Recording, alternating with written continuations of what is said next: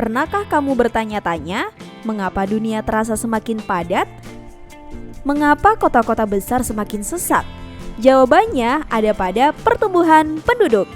Pertumbuhan penduduk diartikan sebagai peningkatan jumlah individu dalam suatu populasi selama periode waktu tertentu.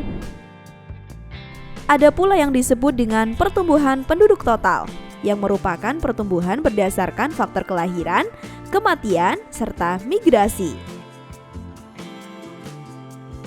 Jika jumlah penduduk suatu wilayah bertambah, maka artinya pertumbuhan penduduknya positif. Biasanya pertambahan ini disebabkan oleh berbagai faktor, seperti kelahiran yang meningkat, perbaikan kualitas hidup, peningkatan gizi penduduk, dan juga imigrasi. Sementara itu, kalau angka pertumbuhan penduduk negatif, maka itu berarti jumlah penduduknya di suatu wilayah berkurang.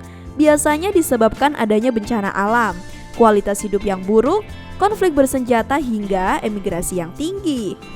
Pertumbuhan penduduk yang tinggi dapat membawa dampak positif loh, seperti peningkatan tenaga kerja. Namun juga tantangan seperti ketersediaan sumber daya alam dan lingkungan. Sekarang, gimana sih caranya menghitung pertumbuhan penduduk? Nah, kamu bisa perhatikan rumus di bawah ini nih. Rumus pertumbuhan penduduk dapat dibedakan menjadi dua. Pada pertumbuhan penduduk alami, yang dihitung yaitu selisih jumlah kelahiran dengan jumlah kematian. Penduduk yang migrasi tidak diperhitungkan pada rumus pertumbuhan penduduk alami ya.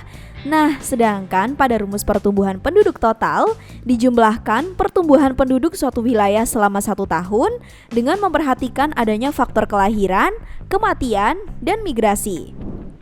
Jika ada negara dengan pertumbuhan penduduk negatif, kita mungkin saja bisa membayangkan negara yang sedang dilanda perang.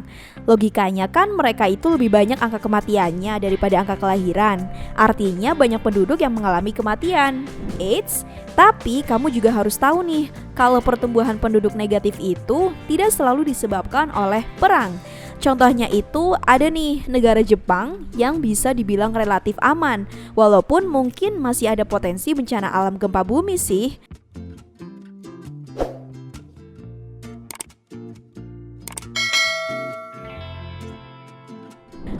Pada kasus Jepang, ada faktor-faktor seperti tingkat pernikahan yang rendah, peningkatan keterlibatan wanita dalam angkatan kerja, dan biaya hidup yang tinggi.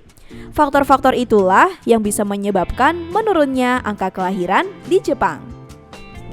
Faktor lainnya, kita lihat di negara Yunani, karena faktor ekonomi. Masalah keuangan yang dihadapi oleh Yunani menyebabkan banyak penduduk, terutama generasi muda, bermigrasi ke negara lain. Lalu, bagaimana jika pertumbuhan penduduk yang negatif? Dampak dari adanya pertumbuhan penduduk negatif ini bisa menyebabkan populasi dari suatu negara yang menyusut. Akibatnya, populasi yang ada akan semakin menua, yang berakibat semakin sedikitnya angkatan kerja muda, sehingga bisa merugikan pertumbuhan ekonomi negara. Untuk mengukur laju pertumbuhan penduduk pun bisa kamu ketahui loh lewat komposisi penduduk dan piramida penduduk. Apa sih komposisi penduduk itu? Dan bagaimana ya bentuknya? Penasaran? Simak di video selanjutnya ya. Oh iya, kalau kamu ingin request video bisa tulis di kolom komentar ya. Semoga bermanfaat dan sampai jumpa.